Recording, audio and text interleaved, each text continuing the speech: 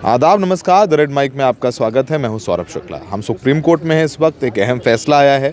सबकी नज़रें थीं नेशनली और इंटरनेशनली भी इस फैसले पे कि उमर खालिद को, शर्जील इमाम को, गुलफिशा को, मिरान को, शिफा को, सलीम को, शादाब को बेल मिलेगी कि नहीं मिलेगी। 7 लोग थे। 5 लोगों को बेल दे दी है सुप्रीम कोर्ट ने, लेकिन 2 लोगों को, उमर और शर्जील इमाम को बेल नहीं दी। हमारे साथ शारिम नवेद हैं जो गुलफिशा के वकील हैं। गुलफिशा इकलौती आरोपी थी दिल्ली दंगों की कॉन्स्पिरेसी के मामले में, जेल में थी, जिनको बेल मिली है। लेकिन बाकियों क्यों नहीं मिली, कोर्ट ने क्या कुछ कहा, वो हम समझने की कोशिश करेंगे। शारिम भाई, शुक्रिया हमसे बात करने के लिए। शारिम भाई, कहा जाता है bail is a rule. Sharim भाई, bail is a rule and jail is exception. पर यहाँ तो कोर्ट ने 5.5 साल हुआ, ट्रायल शुरू नहीं हुआ, यही दलील थी। 2 लोगों को नहीं दिया, 5 लोगों को दिया। क्या हुआ कोर्ट में? तो देखिए, यूएपीए में as you know they have the statute has reverse the rule. Jail is the rule, bail is the exception. लेकिन कहीं 7-8 साल पहले पहली बार सुप्रीम कोर्ट ने कहा कि यूएपीए केसेस में पुलिस डिले बहुत करता है और कहते रहते हैं कि कोई यूएपीए में बार है बेल का, तो बेल मत दीजिए। तो फिर कॉन्स्टिट्यूशनल प्रिंसिपल आर्टिकल 21 जो होता है, उसके तहत पे सुप्रीम कोर्ट ने कहा कि this is unfair, delay by itself is a ground for bail. अब उसमें होता यह है कि देखिए, कोई क्लियर उसमें स्टैंडर्ड नहीं है। किसी केस में कभी कहा गया है पीएमएलए वगैरह में कि 3-4 साल भी काफ़ी ज़्यादा है, कहीं पे 7-8 साल वेट कराते हैं, कहते हैं कि आप वेट कीजिए बिफोर गिविंग बेल। तो I would see this in a line of those judgments कि यहाँ पे 5.5 साल में जो बेल दी है, जो 5 लोगों को बेल दी है, of course we very happy about it. और 1 साल और दिया है to the police to produce the relevant witnesses, to examine the relevant witnesses in court against Umar and Sharjeel. मतलब 1 साल दिया है पुलिस को कि उमर शर्जील को हम बेल नहीं दे रहे हैं, जो गवाह हैं, प्रोटेक्टेड हैं, उन्हें जो है पेश करिए, उनकी गवाही कराइए, अपनी जांच पूरी कीजिए। जी। अब उसमें एक प्रिंसिपल तौर पे तो मैं यही कहूँगा कि देखिए, 5.5 साल किसी भी केस में, इस केस को छोड़ दीजिए, अगर अंडर ट्रायल्स कस्टडी में हैं तो वो एक सिस्टमिक फेलियर है। No trial should last this long, certainly no criminal trial. अब खैर, जो हमारी जो प्रैक्टिकल रियलिटीज़ हैं वो हैं, तो उसके हिसाब से overall I am happy with this judgment. और बाकी दोनों का भी देखिए, जिनको बेल नहीं मिली है उनके भी, I am sure legal teams will be exploring their options.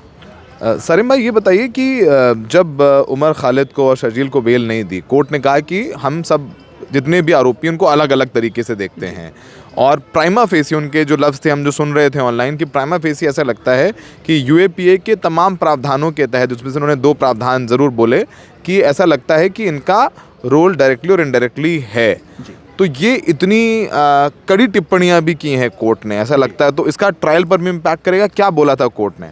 देखिए, इनका ट्रायल पे इम्पैक्ट नहीं करता है, क्योंकि एक रूल होता है कि बेल के वक्त जितने भी ऑब्जर्वेशन हायर कोर्ट करे तो वो ट्रायल कोर्ट पे इम्पैक्ट नहीं करते हैं। इसमें तो उन्होंने 2 बार जो उन्होंने पढ़ा कोर्ट में कहा है कि हमारे जो ऑब्जर्वेशंस हैं सिर्फ़ और सिर्फ बेल के बारे में हैं, जिनको बेल दी है उनके लिए भी और जिनको बेल खारिज की है उनके लिए भी। तो उन्होंने कहा है, हम किसी का नहीं कह रहे कि कोई दोषी है कि नहीं है।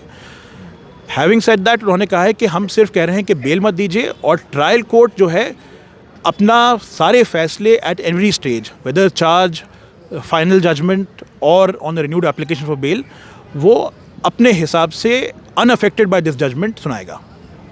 यूएपीए के कौन से प्रावधान उन्होंने बोले कि ऐसा लगता है कि इनके तहत बाहर आना, अगर इन 5 को दी है और शर्जील और उमर को नहीं मिलती है बेल, तो ये चर्चा भी होगी कि कोर्ट के बाहर भी होगी कि भाई इन दोनों ने ऐसा क्या किया कि 5 को मिली, इनको नहीं मिली, और आप शर्तें लगा देते कि मीडिया से बात ना करें, या विटनेसेस को तो लगाया जाता है कि विटनेसेस से बात ना करें, और 5.5 साल दिल्ली पुलिस ने क्यों नहीं कराए गवाही, ये भी एक इम्पॉर्टेंट पॉइंट है। जी। तो एक 43D5 जो है यूएपीए का, वो कहता है कि यूएपीए अक्यूज़ को बेल ना दी जाए जब तक कि प्राइमा फेसी, मतलब कि बिल्कुल देखते ही ना लगे कि वो नॉट गिल्टी है। वरना आप पुलिस की बात मानिए जब तक कि फाइनल फैसला ना हो जाए। तो सुप्रीम कोर्ट ने कहा हम सिर्फ पुलिस की बात मान रहे हैं, बिना देखे, बिना उसको जज किए। हम नाप तोल नहीं रहे हैं, जो उन्होंने कहा है हम बस देख रहे हैं कि उन्होंने कहा है ये तो ठीक ही कह रहे होंगे। उस बिना पे उन्होंने कहा है कि हम आपको दे रहे हैं 1 साल और। आपने लगाए हैं बहुत सीरियस एलिगेशंस, बेल के स्टेज पे हम डिसाइड नहीं करेंगे कि वो एलिगेशंस ट्रू हैं या अनट्रू हैं। तो देखिए, सुप्रीम कोर्ट अगर कह देगा अनट्रू है तो पूरा ट्रायल ख़त्म हो जाएगा। सुप्रीम कोर्ट कह देगा अगर ट्रू है तो अगेन पूरा ट्रायल का मतलब कुछ बनता नहीं। तो हम आपको दे रहे हैं, हम 1 साल और दे रहे हैं मैक्सिमम। जल्दी हो जाए तो अलग बात है। जितने हैं प्रोटेक्टेड विटनेसेस उनको आप एग्जामिन कर लीजिए, ताकि आप उसके बाद ये दलील ना ले पाएँ, पुलिस दलील ना ले पाए कि देखिए इनकी कंटिन्यू कस्टडी ज़रूरी है, बिकॉज ये किसी गवाह को अफेक्ट कर सकते हैं या किसी तरह एविडेंस को अफेक्ट कर सकते हैं। सारिम भाई, हमारे दर्शक जो नहीं जानते हैं और इस केस को फॉलो करते हैं, प्रोटेक्टेड विटनेसेस समझा दीजिए हमारे दर्शकों के लिए। तो प्रोटेक्टेड विटनेसेस वो होते हैं जिनका आइडेंटिटी आप अक्यूज़ को और किसी और को कोर्ट पे बताते नहीं हैं। उनकी आइडेंटिटी सिर्फ एक सील कवर में जज को पता होती है और इन्वेस्टिगेटिंग ऑफिसर को पता होती है। उनका स्टेटमेंट भी दिया जाता है, उसमें से भी जो होते हैं रिडैक्शंस करके दिए जाते हैं, ताकि कोई तीसरा आदमी ना गेस कर सके कि ये विटनेस कौन है। इसलिए किया जाता है ताकि उनको कोई अप्रोच ना कर सके, कोई अफेक्ट ना कर सके। तो इस पर प्रोटेक्टेड विटनेसेस को लेकर के भी काफ़ी चर्चा होती है कि पुलिस जो है अपने हिसाब से प्रोटेक्टेड विटनेसेस को अपने हिसाब से गवाही दिलवा देती है, क्योंकि उसमें जवाबदेही नहीं होती है, सामने को वाले को पता ही नहीं है। जी, वो भी है और बेवकूफ़ी भी होती है। देखिए, अगर प्रोटेक्टेड विटनेस कह रहा है कि भाई सौरभ शुक्ला और साजिद नवीद को मैंने बात करते देखा 5 जनवरी को, तो मुझे तो पता है ना कौन आदमी है वो। कह रहा है कि मैंने कुछ कहा उससे, तो मुझे तो पता है, तो आप किससे छुपा रहे हैं? जो अक्यूज़ है उसको तो पता ही है। ये तो सिर्फ उन कंडीशन में होना चाहिए जब कोई ऐसा विटनेस है जिसके बारे में अक्यूज़ को कोई नॉलेज ही नहीं है। जितने यहाँ पे जो प्रोटेक्टेड विटनेस ला रहे हैं, ये सब कह रहे हैं कि मेरे सामने ये बात की गई, मुझसे ये बात कही गई उस आदमी ने। तो जो कह रहा है, अगर वो बात सही है, उसको तो पता ही होगा।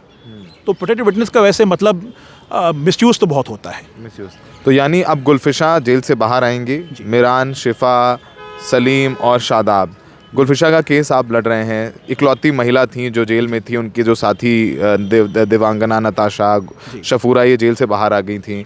गुलफिशा काफ़ी गरीब घर से आती हैं, काफ़ी दिक्कतें, उनकी मासिक दिन बात हुई थी। आप कितने खुश हैं? आपने अच्छी खासी जो है काफ़ी साल लगाए, कोशिश की, कितने प्रसन्न हैं उस बात के लिए? बहुत खुश है। देखिए, केस करते हुए मुझे 3-3.5 साल हो गए हैं, उनको तो कस्टडी में 5.5 साल हो गए। तो आपको पता होगा हाई कोर्ट में 3 राउंड्स हुए थे आर्ग्यूमेंट्स के, बार बार हुए थे। ट्रायल कोर्ट में तो प्रोसीडिंग चलती रहती हैं रोज़ बरोज़। तो we are very happy for her. अपने she can go on with her life. She is a young person, she is a graduate, she can go on with her personal life, her professional life. कितनी उम्र है उनकी? अभी उनकी उम्र कुछ 30-31 साल की होगी। जेल गई तो 26 साल की उम्र में जेल गई। जी जी जी। पिंजरा तोड़ ग्रुप था उनका, जिस पे जो एलिगेशंस हैं।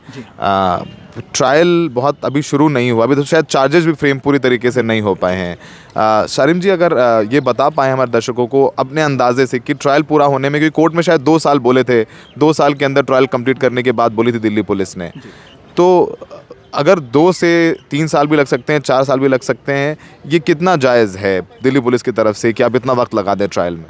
देखिए, कुछ 800 या 900 विटनेसेस हैं केस में।